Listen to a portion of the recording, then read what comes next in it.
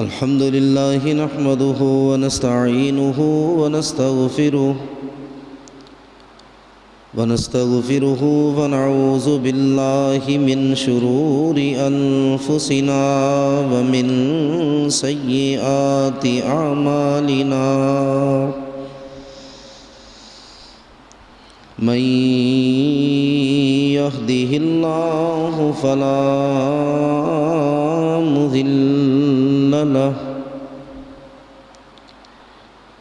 ومن يضلله فلا هادي له ونشهد أن لا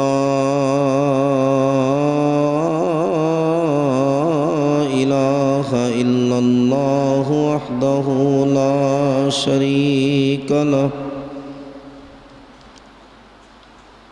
ونشهد أن محمدًا عبده ورسوله إن الله وملائكته يصلون على النبي يا أيها الذين آمنوا صلوا عليه وسلموا تسليما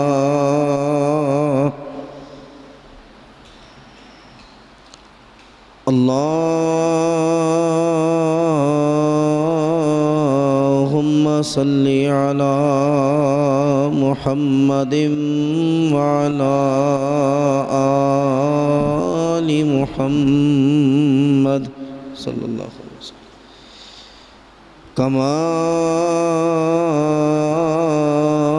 صليت على إبراهيم وعلى آل إبراهيم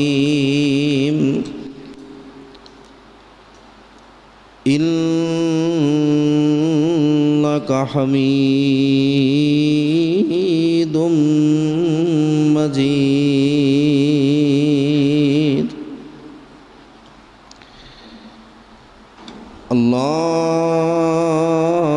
اللهم بارك على محمد وعلى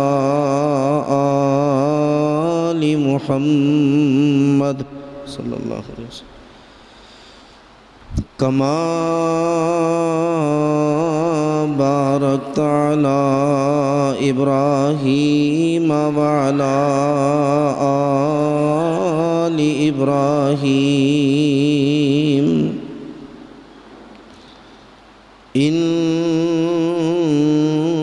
إنك حميد مجيد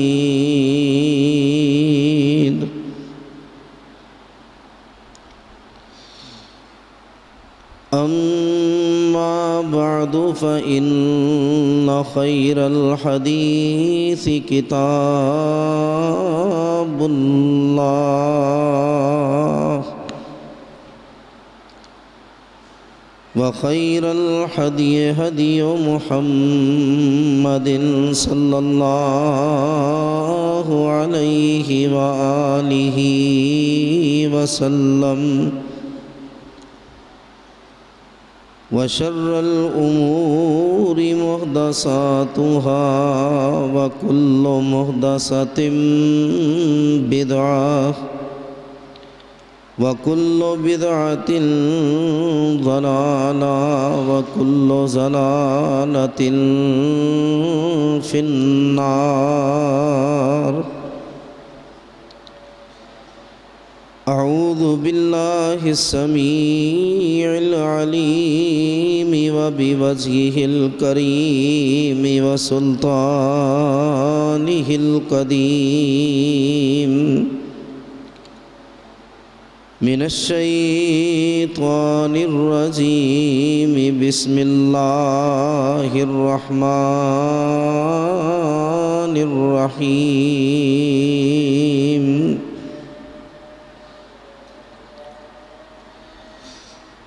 وَإِذَا سَأَلَكَ عِبَادِي عَنِّي فَإِنِّي قَرِيبٌ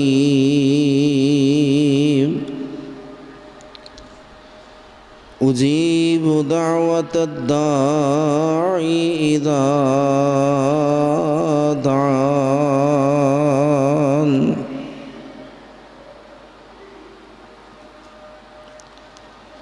وقال ربكم ادعوني استجب لكم. صدق اللہ العظیم. ہر قسم کی حمد و ثنا، تعریفات، تسبیحات، تحمیدات، تمجیدات، بڑائی، کبریائی، تنہائی، بادشاہی، شہنشاہی اللہ وحدہ لا شریک کی ذات اقدس و اکمل کے لائق ہے، جو ہم سب کا پالنے والا ہے، ہم سب کا مشکل کشا ہے، حاجت روا ہے، ہمارے بگڑے الجھے معاملات کو سنوارنے اور سلجھانے والا ہے،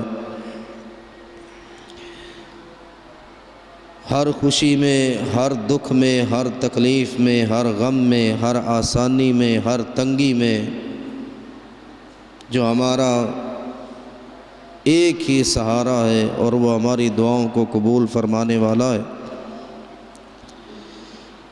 حمد و ثنا کے بعد بے شمار، لا تعداد، ان گنت، بے حد و حساب درود و سلام ہو احمد مصطفیٰ، منبع خدا، پیکر صبر و رضا، شفیع المذنبین، سید المرسلین، سید الانبیاء، سید الاتقیاء، امام الزاہدین، امام المجاہدین، خاتم النبیین، والی بطحہ احمد مصطفیٰ جناب حضرت محمد مصطفیٰ صلی اللہ علیہ وآلہ وسلم کی ذات گرامی پر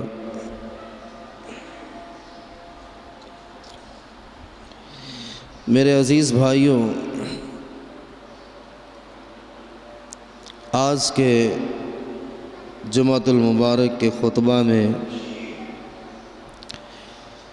ہم یہ جاننے کی کوشش کریں گے دعا ہے کیا چیز، دعا کسے کہتے ہیں، دعا کیسے کرنی چاہیے، اور ساری زندگی ہم دعا کرتے ہیں یا کسی سے کبھی دعا لینی بھی چاہیے، کوئی کام بھی ایسا کرنا چاہیے کہ کوئی ہمیں دعا دے، ہمارے کسی عمل پر کسی کے ہاتھ اللہ کی طرف اٹھتے ہو اور ہماری زندگی بدل جائے، ہماری تکلیفیں، ہماری مصیبتیں، ہماری پریشانیاں ختم ہو کر آسانیوں کا دور شروع ہو جائے۔ دعا کہتے ہیں پکارنے کو، خوشی میں، تکلیف میں پکارنا، اور پکارنا بھی صرف اللہ رب العالمین کو۔ جس حال میں جتنی بار ہم اسے پکارتے ہیں وہ اتنا راضی ہوتا ہے، اتنا خوش ہوتا۔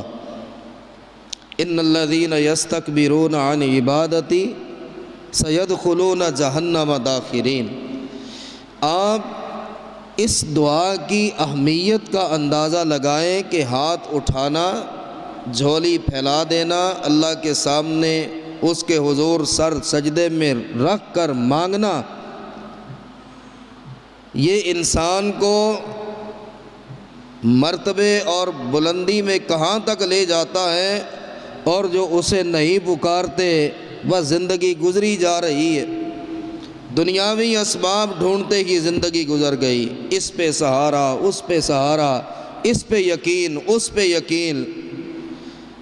اللہ رب العالمین نے فرمایا کہ مجھے پکارو، میرا یہ وعدہ ہے کہ میں تمہاری پکار کو سنوں گا، میں تمہاری پکار کا جواب ضرور دوں گا، مجھے پکارو، مجھ سے مانگو، میں تمہیں ضرور عطا کروں گا۔ اور وہ لوگ جو اس پکارنے پر تکبر کرتے ہیں، ہمیں ضرورت ہی نہیں ہے، کہاں کتنا وقت گزر گیا، ایمانداری سے سوچئے کتنا وقت ہمیں گزر گیا کہ ہم پورے دل کی یکسوئی کے ساتھ ہم نے اللہ کے گھر آ کے ہاتھ اٹھائے ہو، ہم نے اپنے گناہوں کو یاد کیا، اللہ نے جو ہمیں نعمتوں سے نوازا ان نعمتوں کو سامنے رکھ کر کبھی ہم نے ہاتھ بلند کیے ہو، انبیاء کی طرح رب اوزعنی ان اشکر نعمتک التی انعمت علی وعلی والدی وان اعمل صالحا ترضی۔ انبیاء بھی گر پڑتے تھے، اللہ تو نے اتنی نعمتیں عطا فرمائی، اتنے انعام عطا فرمائے، اتنی برکتوں سے نوازا، ہمیں اتنی آسانیاں عطا فرمائی، اللہ میں رب کا نبی ہاتھ اٹھا رہا ہوں، مجھے توفیق عطا فرما، مجھے ایسے الفاظ عطا فرما کہ یا اللہ میں تیرا شکر ادا کروں اور تو مجھ سے راضی ہو جائے۔ وہ آسانیوں پر بھی ہاتھ اللہ کی جانب اٹھاتے تھے، وہ تکلیفوں میں بھی اللہ کے در پہ گڑ گڑاتے تھے۔ رسول کریم علیہ السلام نے فرمایا، جو شخص یہ چاہتا ہے کہ تکلیف کے دنوں میں بھی اللہ میری دعاؤں کو قبول فرمائے، وہ خوشی کے دنوں میں بھی اللہ سے مانگا کرے۔ جسے یہ پسند ہو کہ تکلیف کے ایام میں جب ساری دنیا میرا ساتھ چھوڑ جائے، میرا رب مجھے تنہا نہ چھوڑے، تو وہ آسانیوں میں بھی اس کو اتنا ہی پکارے، وہ آسانیوں میں بھی اپنے ہاتھ اسی طرح پھیلائے۔ اور اللہ نے فرمایا، جو لوگ مجھے نہیں پکارتے، تکبر کرتے ہیں، دعا سے غافل ہوتے ہیں، ہاتھ اٹھائے، جھولی پھیلائے، مدتیں گزر گئی، انہیں بتا دیجئے ان قریب میں انہیں جہنم میں پھینکنے والا۔ ایسے شخص کی ضرورت ہی نہیں، ایسے بندے کی عبادت کو کرنا کیا ہے کہ جو اللہ کے در پہ ہاتھ اٹھائے، جسے سال برس گزر چکے۔ میرے بھائیوں، رسول کریم علیہ السلام نے دعا کو عبادت کی روح فرمایا، ترمذی میں روایت، آپ نے عبادت کی روح دعا کو فرمایا، آپ نے عبادت کا مغز دعا کو فرمایا، آپ نے دل کا سکون اور دل کی ٹھنڈک دعا کو فرمایا، آپ نے عبادت کی چوٹی دعا کو فرمایا، کہ عبادت کی چوٹی دعا ہے، یعنی جو اللہ سے جس قدر اس کے سامنے ہاتھ پھیلاتا ہے، گڑ گڑاتا ہے، وہ اتنا اللہ کے قریب ہوتا چلا جاتا۔ اور جو رب العالمین کو پکارتے ہی نہیں، اور ہمیں سچی بات تو یہ ہے کہ بڑا زمانہ گزر گیا، وَاعْلَمُوا إِنَّ اللَّهَ لَا يَقْبِلُ الدُّعَاءَ مِنْ قَلْبٍ غَافِلٍ اللَّهِ۔ رب نے کہا، نبی علیہ السلام نے پیغام پہنچایا۔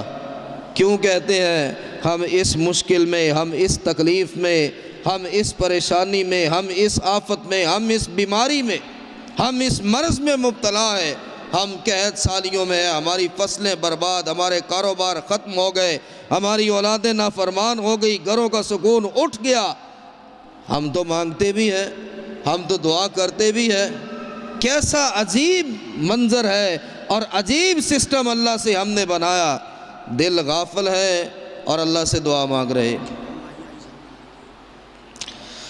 رسول کریم علیہ السلام نے فرمایا، لوگوں جان لو اللہ غافل اور بے پرواہ دلوں کی دعائیں قبول نہیں کیا کرتا۔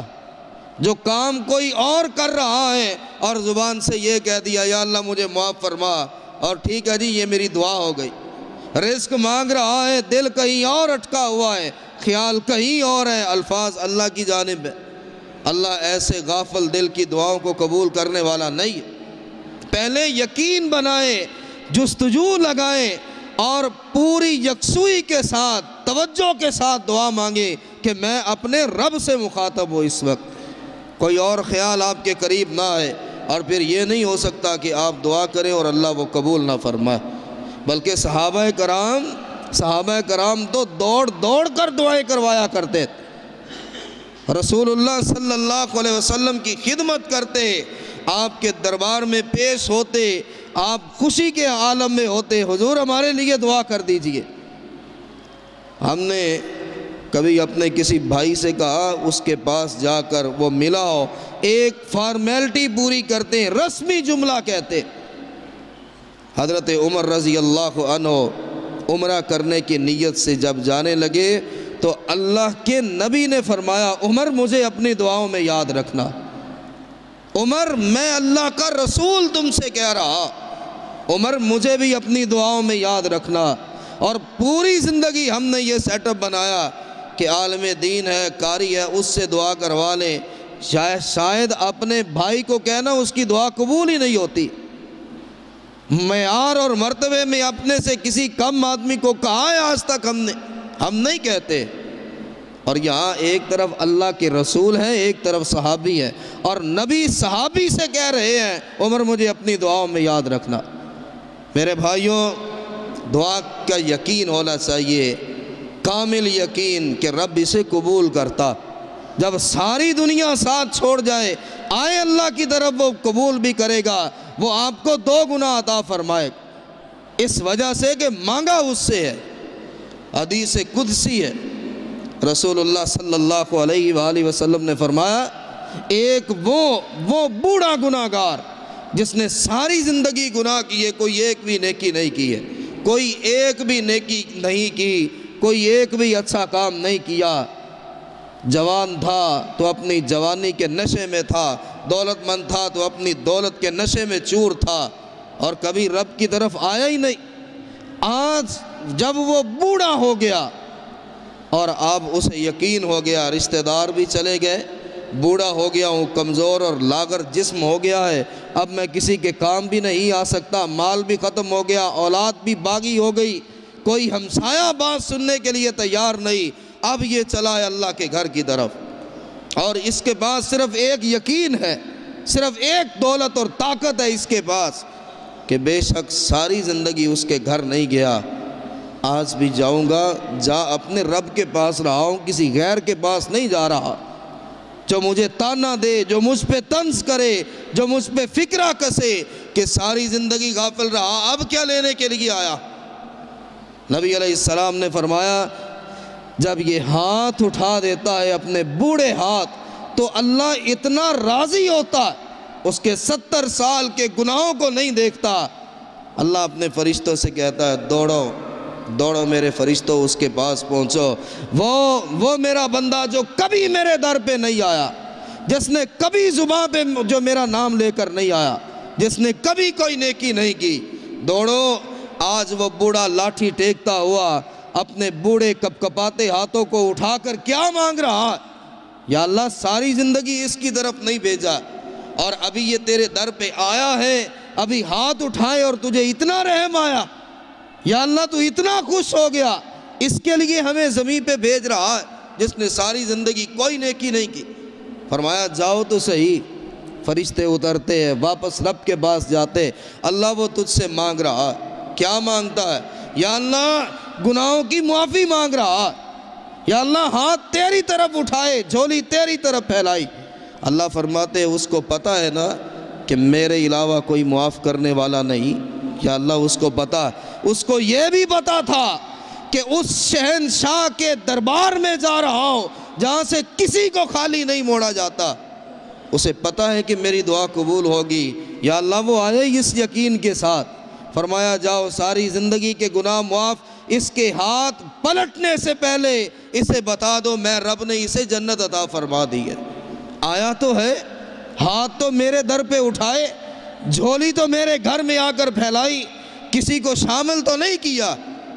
سیدنا ابو ہریرہ رضی اللہ عنہ والدہ سے مار کھا کے، والدہ مسلمان نہیں تھی، اور ابو ہریرہ رضی اللہ عنہ سائے کی طرح اللہ کے رسول علیہ السلام کے ساتھ رہنے والے، کہ لوگ کہتے تھے ابو ہریرہ ہر دوسرے تیسرے دن، چوتھے پانچویں دن کبھی کسی چوک میں گرا پڑا ملتا ہے، کبھی کہیں بے ہوش پڑا ہوتا ہے، کبھی کسی گلی میں گرا پڑا ہوتا ہے، ابو ہریرہ مرض کون سا ہے؟ بیماری کون سی ہے، تکلیف کون سی ہے؟ ہم دیکھتے ہیں کبھی آپ بے ہوش پڑے ہوتے اور آپ کا جسم مٹی سے اٹا پڑا ہوتا۔ ابو ہریرہ کیا غم ہے؟ کہا لوگوں مجھے کوئی بیماری نہیں ہے، یہ جو میں کبھی آپ کو کسی گلی کی نکر پہ بے ہوش پڑا ملتا ہوں یہ بھوک کی وجہ سے غشی آتی ہے، بھوک کی وجہ سے بے ہوش ہو جاتا۔ ابو ہریرہ وجہ کیا ہے؟ کام کے لیے کیوں نہیں نکلتے؟ مدینہ چھوڑ دو۔ کہا ابو ہریرہ کی صرف ایک تمنا، موت بھی آئے تو نبی کے قدموں میں آئے، اور ایک تمنا یہ ہے کہ اللہ کے نبی پہ جو وحی اترے سب سے پہلے مجھے پتہ چلے، اس لیے میں کہیں نہیں جاتا، میں ہر وقت اس تلاش میں رہتا ہوں اللہ کے رسول علیہ السلام اپنے مبارک ہونٹوں کو ہلائیں، ابو ہریرہ کے کان منتظر ہوتے ہیں سننے کے لیے، اور اس لیے کہیں باہر نہیں جا پاتا۔ وہ ابو ہریرہ روتے روتے رسول کریم علیہ السلام کے پاس آئے، آپ نے فرمایا کیا ہوا ابو ہریرہ کیوں رو رہے ہو؟ اللہ کے رسول علیہ السلام آج ماں نے مجھے مارا بھی ہے اور آپ کو بھی برا کہا، تو اب ہم کیا کریں اس معاملے میں؟ سیدنا ابو ہریرہ رضی اللہ عنہ کا یقین دیکھیے، ایمان دیکھیے۔ کہا حضور جس رب سے میرے لیے ہدایت کی دعا مانگی اس رب سے میری والدہ کے لیے بھی ہدایت کی دعا مانگ دیجیے۔ حضور میں اس لیے آیا، دیکھا نہیں جاتا، برداشت نہیں ہوتا جب میری والدہ آپ پر کوئی جملہ کسے، آپ پر کوئی ایسا لفظ بولے جو میرے دل کو تکلیف پہنچاتا ہے۔ حضور آج دعا کر دیجئے۔ نبی علیہ السلام نے اپنے ہاتھ مبارک اٹھائے، آپ نے 3 بار فرمایا اللہم اہدی ام ابی ہریرہ، یا اللہ ابو ہریرہ کی والدہ کو بھی اسلام کی دولت سے مالا مال فرما، اللہ ابو ہریرہ کی والدہ کو بھی ہدایت عطا فرما۔ نبی علیہ السلام نے ایک بار جب یہ فرمایا اللہم اہدی ام ابی ہریرہ، یا اللہ ابو ہریرہ کی والدہ کو ہدایت عطا فرما، ابو ہریرہ بجلی کی طرح دوڑ پڑے، دوڑتے جا رہے۔ کسی شخص نے روکا، ابو ہریرہ تو کبھی تیز بھی نہیں چلا تھا، آج اس طرح برق رفتار کیوں ہو؟ کہاں جا رہے ہو؟ اتنی سپیڈ سے اتنی تیزی سے دوڑ رہے ہو؟ ابو ہریرہ کا ایمان دیکھیے۔ کہا لوگوں چھوڑ دو، مجھے گھر جانا چاہتا ہوں اور گھر جا کے دیکھنا چاہتا ہوں پہلے میں گھر پہنچا ہوں یا میرے نبی کی دعا عرش پہ پہنچی، میں یہ دیکھنا چاہتا کہ میں پہلے گھر پہنچتا ہوں یا نبی کی دعا پہلے رب تک پہنچتی ہے۔ وَنَحْنُ أَقْرَبُ إِلَيْهِ مِنْ حَبْلِ الْوَرِيدِ، اور اللہ نے انسانوں کے لیے کیا فرمایا؟ جو اپنے رب کو رب کہتا ہے، کہاں ہم الجھے کہاں پھنسے کہ ساری عمر ہم نے، یہ اب شاید اختلافی جملہ ہے تو نہیں ہے تو قرآن یہ کہ ہم نے ساری زندگی سوچا کہ فلاں کے پاس فلاں، زندوں کو چھوڑ کے مردوں کے پاس بھی ہم چلے گئے، ہم قبروں پر بھی چلے گئے۔ کیا قرآن کی بات اختلافی بات ہوتی ہے؟ کیا نعوذ باللہ قرآن کی بات ہم اس لیے پیچھے چھوڑ دے، پسے پشت ڈال دے کہ یہ ہمارے مسلک کے خلاف ہے؟ کیا قرآن کی بات پر صرف اس لیے عمل نہ کرے کہ میرے آباء و اجداد اس بات کی اجازت نہیں دیتے؟ اللہ کے رسول علیہ السلام سے فرمایا گیا وہی کیا اترتی ہے؟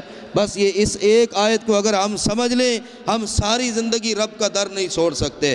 وَمَا أَنْتَ بِمُسْمِعٍ مَنْ فِي الْقُبُورِ، یہ رسول کائنات پر وہی اتری، سید الانبیاء سے فرمایا جا رہا ہے اے میرے محمد صلی اللہ علیہ وسلم آپ بھی ان کو نہیں سنا سکتے جو قبروں میں چلے گئے۔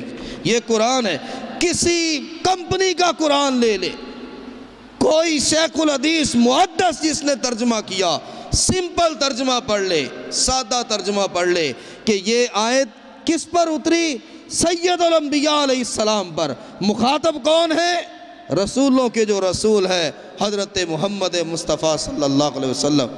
جب سلطان الانبیاء سے رب کہہ رہا ہے اور قرآن بن گیا تاکہ قیامت تک یہ دلیل رہے، یہ گواہی رہے، وَمَا أَنْتَ بِمُسْمِعٍ مَنْ فِي الْقُبُورِ، اے میرے نبی آپ بھی اگر چاہیں کہ قبر کے اندر جو ہے وہ سن لے، آپ اسے نہیں سنا سکتے۔ وَمَا أَنْتَ بِمُسْمِعٍ، اور آپ بھی نہیں سنا سکتے، آپ کی آواز بھی اس تک نہیں پہنچ سکتی، من فی القبور، جو قبروں میں چلے گئے۔ تو ہم اپنی آوازیں کیسے پہنچاتے ہیں؟ ہماری دعا اہل قبر سے، صاحب قبر سے، جو زندگی دینے والا، پیدا کرنے والا، ساری عمر کھلانے والا، ہر ضرورت کو پورا کرنے والا، ہم نے کس لیے اس سے رخ موڑا؟ یہ تو ہوتا ہے نا کہ آپ کو کوئی ضرورت ہے، آپ ایک دروازے پہ گئے، اس نے جواب دیا، پھر آپ دوسرے دروازے پہ گئے، اس نے جواب دیا، پھر آپ تیسرے دروازے پہ گئے، اور یہ تو پورا قرآن بھرا پڑا ہے۔ رب تو آپ کو جواب دیتا ہی نہیں، رب تو انکار کرتا ہی نہیں ہے۔ جب اس نے انکار کبھی نہیں کیا، پھر دوسرا دروازہ لینے کی ضرورت کہاں پر پیش آئی؟ وہ کس کی نہیں سنتا، وہ کس کی قبول نہیں کرتا؟ رسول اللہ صلی اللہ علیہ وآلہ وسلم نے فرمایا، لوگو، اللہ نہ مانگنے والے سے سخت ناراض ہوتا اور اللہ مانگنے والے سے خوش ہوتا۔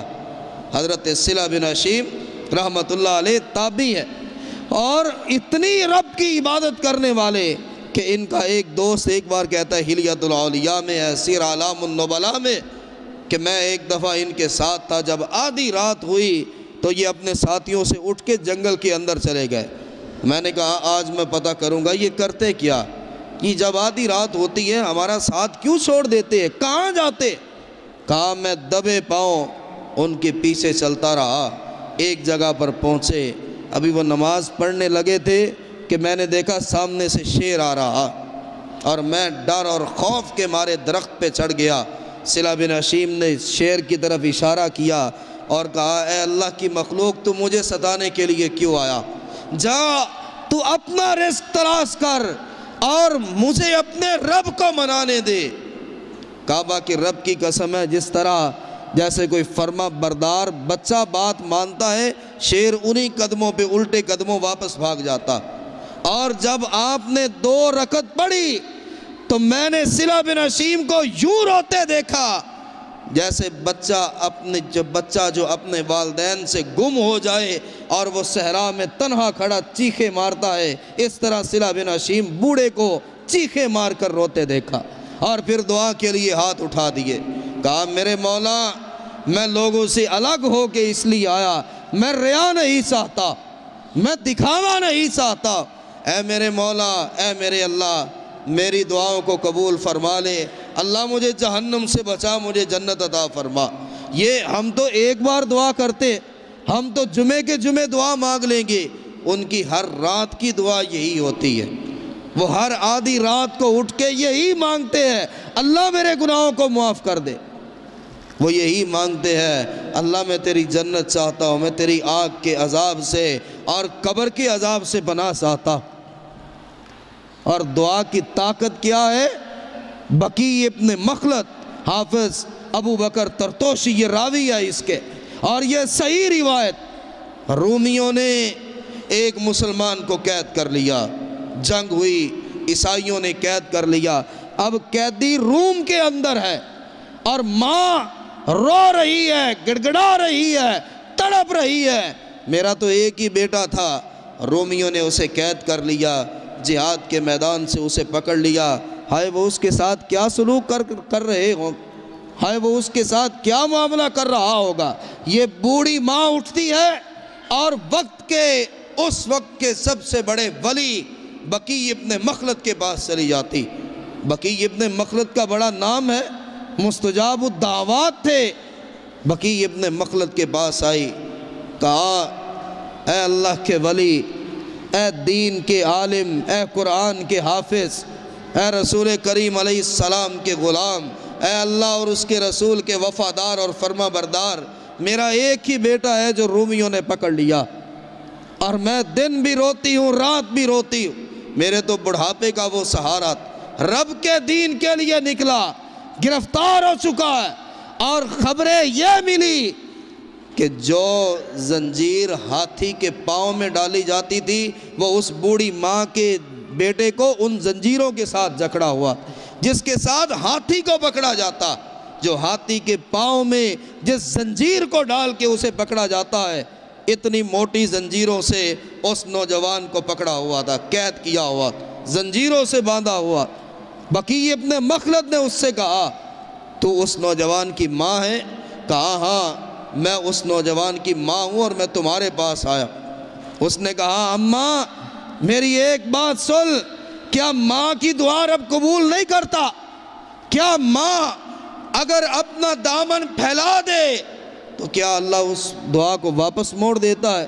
یہ ماؤں والوں کے لیے بھی بڑا نادر نسخہ، جن کی مائیں زندہ ہیں، کوئی تکلیف میں ہو ماں سے بات کیوں نہیں کرتے؟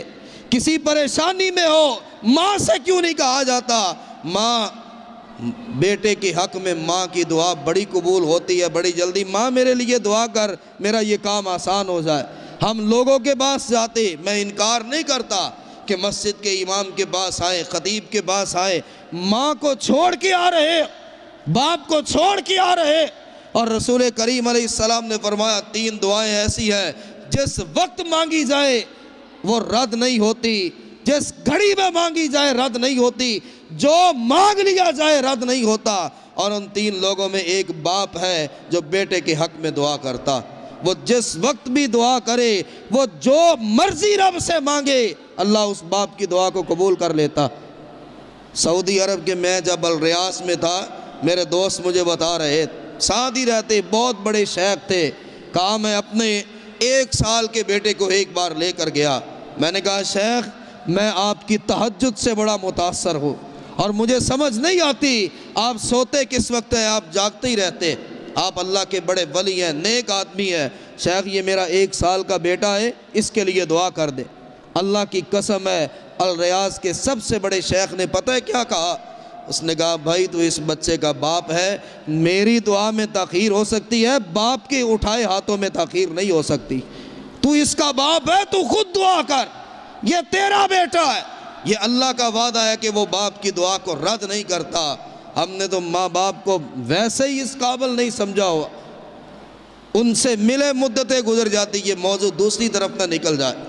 بقی ابن مخلد نے کہا تم ماں ہے، وضو کر کے آ، 2 رکعت پڑھ اور اپنے بیٹے کے لیے دعا کر، دعا تو کرے گی، آمین میں کہوں گا اس پر۔ ماں وضو کر کے آئی اور اس نے اپنا دامن پھیلا دیا، اللہ میں تو اس تیرے ولی کے پاس آئی، لیکن اس کا بھی یقین یہ ہے کہ مجھ بوڑھی گناہگار کی دعاؤں کو تو رد نہیں کرتا، اللہ تو میری دعا کو قبول فرما لے۔ ہلیۃ الاولیاء پڑھیے، ماں دعا کر رہی تھی اور اس کا بیٹا جو رومیوں نے گرفتار کیا ہوا تھا، اس کے پاؤں سے پہلی زنجیر خود بخود ٹوٹ جاتی، دوسری زنجیر دوسرے پاؤں سے ٹوٹ گئی، ہاتھوں سے ٹوٹ گئی۔ عیسائی سپاہیوں نے جلدی سے اس کو پکڑا، مارا، کہا تمہارے پاس ایسا کون سا آلہ ہے، کوئی دھات ہے، کوئی چیز ہے جس سے تو نے اتنی موٹی زنجیروں کو کاٹ دیا؟ ہاتھی بھی جس کو توڑ نہیں سکتا، تو نے وہ زنجیر کیسے توڑی؟ اس نے کہا میرے رب کی قسم ہے میں نے تو کچھ بھی نہیں کیا۔ دوسری بار پھر زنجیریں باندھی گئی، ماں نے پھر دعا کی، زنجیریں پھر ٹوٹتی چلی گئی۔ وہ عیسائی گھبرا گئے، اپنے سب سے بڑے پوپ کو لے کر آئے، کہا جلدی کریے، جیل خانے میں آئیے، وہ مسلمان قیدی جس کو پکڑا تھا، ہم وہ منظر دیکھ رہے جو ہم نے نہ کبھی دیکھا نہ کبھی سنا تھا۔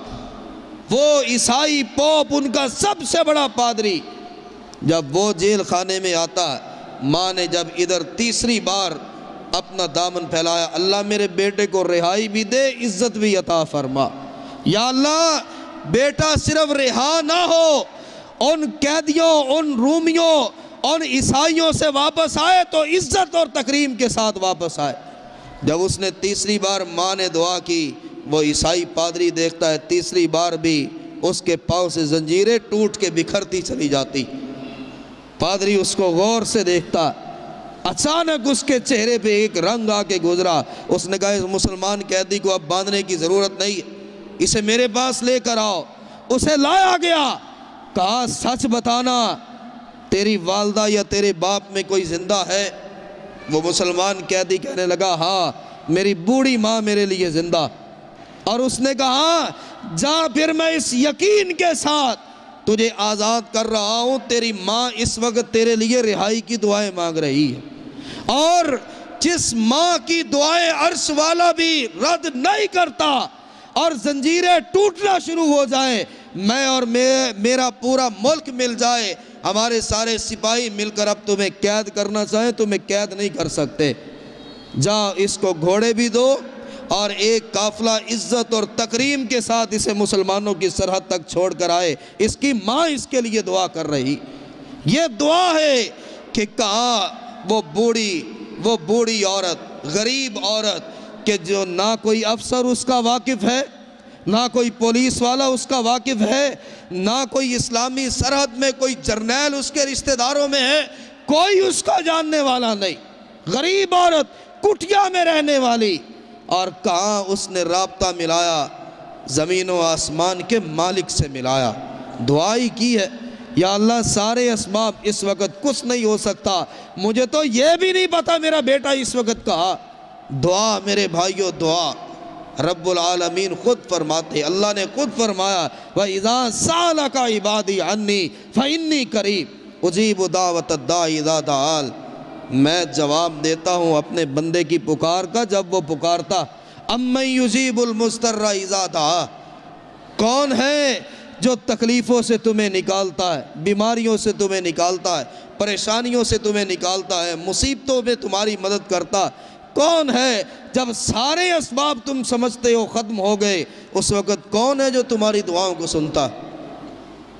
العادون الی اللہ میں آج صبح پڑھ رہا تھا ڈاکٹر عبد الرحمن آل ریفی کو، بہت بڑے سعودی عرب کے مصنف اور محدث، وہ ایک سعودی عرب کا ایک واقعہ لکھتے کہ ڈاکٹر احمد جو وہاں ہڈیوں کا سب سے بڑا ڈاکٹر ہے سعودی عرب میں، اور ڈاکٹر احمد کہتا ہے کہ میں ابہا سے میں نے الریاض جانا تھا اور پوری دنیا سے ڈاکٹر آ رہے تھے الریاض میں، وہاں پر ہماری میٹنگ تھی اور مجھے یہ عزت دی گئی، مجھے یہ اعزاز دیا گیا کہ میں نے اس میٹنگ میں جانا تھا اور لیکچر میں نے دینا تھا۔ میرے لیے تو میری زندگی کا سب سے قیمتی موقع یہ تھا کہ ساری دنیا سے ڈاکٹر آ رہے ہیں اور میں جاؤں اور میں لیکچر دوں اور میں بات کروں، یعنی ان سے بھی بڑا ڈاکٹر میں نے بڑی تیاری کی، 2-3 دن میں تیاری کرتا رہا، اور جب میں ابہا سے الریاض کے لیے نکلا، اب خدا کی قدرت دیکھیے کیا، کڑی کہاں سے کہاں جا ملتی ہے کہ مجھے پتہ چلا کہ موسم خراب ہے اور آج کوئی فلائٹ الریاض کے لیے موجود نہیں۔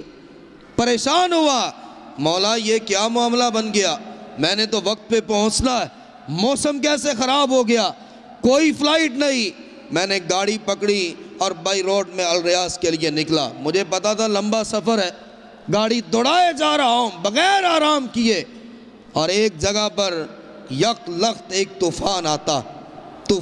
عبد الرحمن آل ریفی وہ لکھتے ہیں جو 100% حقیقت پر مبنی، بہت بڑے عالم دین جو کعبہ کے اماموں کے شاگرد ہیں، ان کی گواہی کے ساتھ کہا یک لخت طوفان آتا اور ریت کا طوفان اتنا بڑھتا ہے کہ مجھے پتہ ہی نہیں چلا میری گاڑی روڈ سے کب اتری اور اس کا رخ کس طرف ہو چکا۔ گاڑی چلاتے ہوئے میں تھک گیا، بدن تھکاوٹ سے چور ہو گیا اور میں ایک چھوٹے سے گاؤں میں جا نکلتا، رات کا وقت ہے اور میں بھوک سے بری حالت، پیاس سے بری حالت، گرتا پڑتا ایک جھونپڑی اس کے پاس ٹھہر جاتا ہوں۔ میں نے دروازہ کھٹکھٹایا، شاید اس جھونپڑی سے مجھے پانی مل جائے، تو ایک بوڑھی عورت باہر آئی، کہا کون ہے؟ کہا ماں میں مسافر ہوں، یوں الریاض کے لیے نکل رہا تھا، موسم خراب ہوا، حالات بگڑتے چلے گئے، مجھے کچھ پتہ نہیں میں کس جگہ پہ کھڑا، تھکا ہوں، بھوکا ہوں، پیاسا ہوں، ماں مجھے پانی چاہیے۔ وہ بوڑھی عورت کہتی میرے بیٹے تو گھر کے اندر آ۔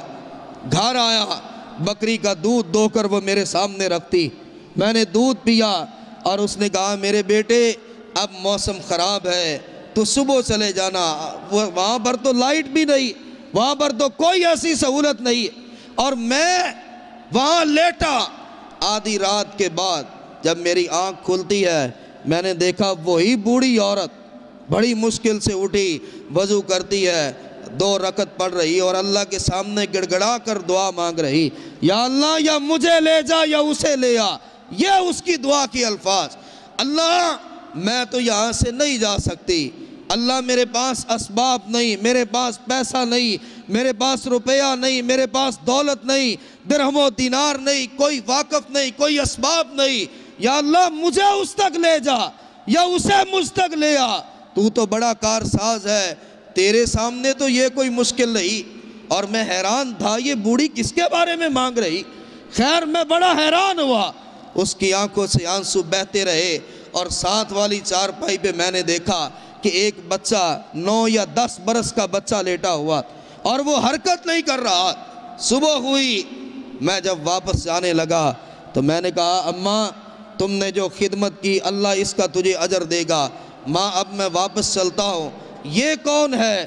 رات میں آیا یہ بچہ لیٹا ہوا، ماں یہ کون ہے؟ کہا یہ میرا بیٹا ہے، یہ میرا پوتا ہے۔ ماں تو رات کیا مانگ رہی تھی؟ تیری دعا نے مجھے بڑا متاثر کیا، تیری دعا نے مجھے بڑا حیرت میں ڈالا، اس طرح میں نے کسی کو دعا مانگتے نہیں دیکھا۔ کیا دعا مانگ رہی؟ اب وہ ماں کہتی یہ میرا پوتا ہے اور پیدائشی طور پہ اس کی ٹانگیں، اس کی ہڈیوں میں فرق ہے، یہ اپنے قدموں پر اٹھ نہیں سکتا ہے، یہ چارپائی سے نیچے نہیں اتر سکتا، ہڈیوں کا ایسا مرض لگا۔ اور بیٹے ہر رات میں رب سے دعا مانگتی ہوں، مجھے کہیں سے پتہ چلا، خبر پہنچی میرے کانوں تک کہ ابہا کے اندر کوئی ڈاکٹر احمد نام ہے، کوئی ایسا ڈاکٹر ہے جو ہڈیوں کا سب سے بڑا ماہر ہے، اور لوگ اس کے بارے میں بتاتے ہیں وہ بڑا ماہر ہے، اگر وہ میرے بیٹے کا علاج کرے تو میرا بیٹا قدموں پہ اٹھ سکتا، چل سکتا ہے۔ اور بچے میرے پاس تو نہ پیسہ ہے، نہ میرے پاس کوئی دنیاوی اسباب ہے، یہ ایک تنکوں سے بنا ہوا گھر ہے، میں ہر رات اپنے رب سے یہی دعا مانگتی ہوں، اللہ تو کوئی سبب ایسا بنا وہ ڈاکٹر چل کے میرے گھر تک آ جائے یا مجھے اس کے گھر تک لے جا۔ ڈاکٹر احمد کی چیخیں بلند ہوتی ہے، روتا جا رہا ہے، داڑھی آنسوؤں سے بھر گئی، ماں تڑپ اٹھی، میرے بچے تجھے کیا ہوا؟ کہا ماں تجھے مبارک ہو، رب نے تیری دعاؤں کو قبول فرما لیا۔ اب میں سمجھا کہ مجھے فلائٹ کیوں نہیں ملی، اب میں سمجھا گاڑی چلاتے ہوئے طوفان کیسے آیا، اب میں سمجھا میں راستہ بھٹک کیسے گیا۔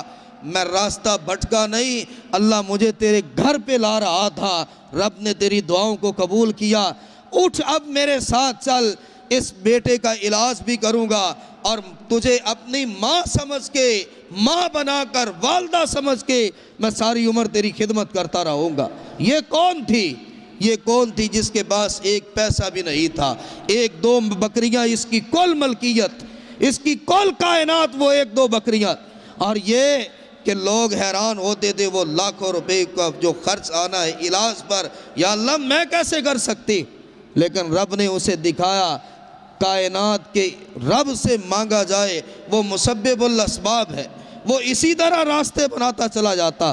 اور رسول کریم صلی اللہ علیہ وآلہ وسلم نے ایک اور بات فرمائی، میرے بھائیوں ہم مانگتے لیکن ہم کیوں کہتے پتہ نہیں کیا فرق آیا، 1 سال گزرا، 2 سال گزرے، 10 سال گزرے، یا اللہ میری دعا قبول نہیں ہو رہی، یا اللہ ایسا کیا معاملہ ہے کہ میں اس منزل تک پہنچ نہیں رہا۔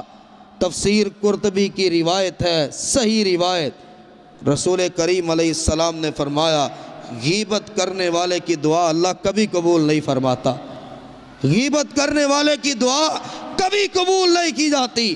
یہ رب سے اولاد مانگ رہا ہے اور یہ اپنوں کی غیبت بھی کر رہا ہے، یہ اپنے رب سے کہتا ہے اللہ میں بھوکا مر رہا ہوں، یا اللہ میرا کاروبار ختم ہوتا چلا جا رہا ہے، اور اس کی دعا قبول کیوں نہیں ہوتی؟ ادھر دعا کرتا ہے، ادھر 10 لوگوں کی غیبت کر چکا ہوتا۔ تفسیر قرطبی کی روایت، رسول اللہ صلی اللہ علیہ وسلم نے فرمایا حرام کھانے والے کی دعا اللہ کبھی قبول نہیں فرماتے۔ اور تیسرا وہ کون سا شخص ہے جو سارا دن بھی مانگے، ساری رات بھی مانگے، اس کے ایک لفظ بھی اس کا پر اثر نہیں بنتا، جو اپنے دل میں کینہ رکھتا ہے اللہ اس کی دعا کبھی قبول نہیں فرماتا۔ سوچئے کیا ہمارے دلوں میں کینہ تو نہیں؟ سوچئے ہمارے دلوں میں بغض تو نہیں؟ اللہ کی قسم ہے ایمانداری سے سوچے، جواب ہاں میں نکلے گا۔ ہم نے کئی لوگوں سے بغض کیا ہوگا، ہم نے کئی لوگوں کے بارے میں کینہ رکھا ہوگا، کسی سے کبھی کسی موقع پر کسی جگہ پہ کوئی اختلاف بنا، ہمارا سینہ کینے سے بھرا ہوا ہے اور ہم اس کو اب تک اچھا آدمی سمجھنے کے لیے تیار نہیں، ہم اسے اب تک شریف انسان ماننے کے لیے تیار نہیں۔ کوئی اس کی تعریف کر دے ہمارا دل حسد اور کینے سے اور بغض سے بھر جاتا ہے۔ نبی علیہ السلام نے فرمایا جس دل میں کینہ ہے اللہ اس کی دعا قبول نہیں کرتا۔ ہم نے کیا پایا اور کیا کھویا؟ کسی کی غیبت کی اور کسی کے بارے میں اپنے سینے میں ہم نے بغض پال لیا، ہم رب کی رحمتوں سے محروم کر دیے گئے کہ یہ دل صاف کر کے آؤ، اس سینے کو پاک کرو۔ کوئی ظلم کر لے، زیادتی کر لے، کبھی تو یہ بھی سیکھو کہ رب کے لیے اس کو معاف کر دو۔ کبھی ایسا بھی کر لے کہ ساری زندگی بدلے ہی لیتا رہا، ساری زندگی زباں پہ یہی الفاظ رہے، ساری زندگی زباں یہی ترانے پڑتی رہی کہ ہاں میں فلاں ابن فلاں ہوں، اس نے ایسا کیا، جب تک اس کا دگنا اس کو مزہ چکھا نہ دو میرا بدلہ پورا نہیں ہوگا۔ ہماری زندگی تو اس معاملے میں گزر جاتی۔ کبھی اپنے رب سے ایسی بات کی ہم نے، کبھی رات کی تنہائی ہو، کبھی یہ حوصلہ کیا ہو، یہ ہمت کی ہو کہ اللہ فلاں ابن فلاں اور فلاں محلے والا، فلاں گلی والا، یا اللہ فلاں جو میرا واقف ہے، اللہ تو جانتا ہے اس کی طرف سے میں نے دکھ اٹھایا، اسے بھی اس وقت پتہ نہیں، تیری رضا کے لیے میں اسے معاف کرتا، تیری رضا کے لیے میں اپنے دل کو پاک کرتا، تیری رضا کے لیے میں اپنے دل کو صاف کرتا ہوں۔ اور میرے بھائیوں، جب انسان اپنے دل کو، سینے کو صاف کرتا ہے اور لوگوں کو معاف کرتا ہے اور اللہ کی رضا کی طرف بڑھتا ہے تو ایسا کون سی چیز ہے وہ مانگے اس کو رب عطا نہ کرے۔ میں تو یوشع بن نون علیہ السلام کے بارے میں نے پڑھا، مسند احمد کی صحیح روایت، موسیٰ علیہ السلام کے بعد اللہ کی رضا کے لیے جہاد کرتے کرتے، اللہ کے دشمنوں سے لڑتے لڑتے، دن بھی رات بھی زخم کھاتے جا رہے، اور اس وقت کا قانون یہ تھا کہ سورج غروب ہونے لگتا تھا، جنگ روک دی جاتی، جنگ روک دی جاتی۔ ایک جگہ پہ جنگ لڑ رہے، سپاہی کٹتے جا رہے، اپنی آنکھوں کے سامنے اپنے وفاداروں کو کٹتے اور تڑپتے دیکھ رہے، سارا دل اپنی پوری جوان مردی سے، قوت سے، زور بازو سے، اللہ کے ساتھ یقین پر یہ لڑتے رہے، اور عین جب فتح کا موقع آ رہا تھا، فتح عین ہونے والی تھی، سورج کے غروب ہونے کا وقت قریب آ گیا۔ یہ حدیث کا میں ذمہ دار ہوں، صحیح حدیث ہے۔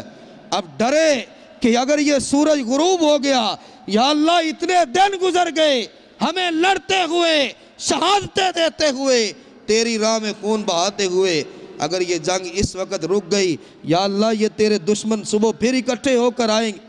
سورج کی طرف دیکھا اور یوں انگلی سے سورج کی طرف اشارہ کر کے کیا کہا؟ انت مامورۃ وانا مامور اللہم احبسھا، اللہ تو جانتا ہے۔ اپنے سینے کو صاف رکھا، اپنے دل کو صاف رکھا، تیری رضا کے لیے، تیری اطاعت کرتے ہوئے، تیرے دین کو سر بلند کرنے کے لیے نکلا ہو۔ اللہ یہ سورج بھی تیرے حکم کا پابند ہے، میں بھی تیرے حکم کا پابند ہوں، اللہم احبسھا، اللہ اس کو تھوڑی دیر کے لیے روک دے، فتح قریب پہنچ چکی ہے، اللہ فتح قریب آ گئی، اس کو روک دے۔ اب رسول اللہ صلی اللہ علیہ وسلم نے کیا فرمایا؟ آپ صحابہ کو اکٹھے کر کے فرما رہے ہیں، ان الشمس لم تحبس لبشر الا لیوشع بن نون، اور لوگوں گواہ ہو جاؤ، کائنات میں آج تک سورج کسی کے کہنے پر نہیں رکا، اگر رکا تو یوشع بن نون کے کہنے پر اللہ نے اس کو روک دیا، اللہ نے سورج کو روک دیا۔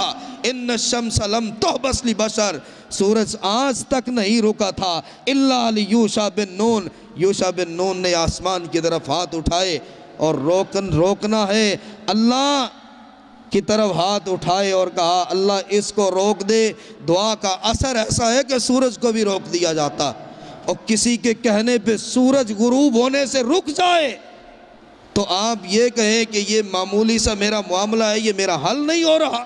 اس کی وجہ کیا ہے؟ اپنے دل کو ٹٹولیے، اپنے سینے کو دیکھے، کسی کے بارے میں کوئی بغض تو نہیں، کسی کے بارے میں کینہ تو نہیں، کسی کے بارے میں عداوت تو نہیں، کسی کے بارے میں انتقام کا کوئی جذبہ پالا تو نہیں جا رہا۔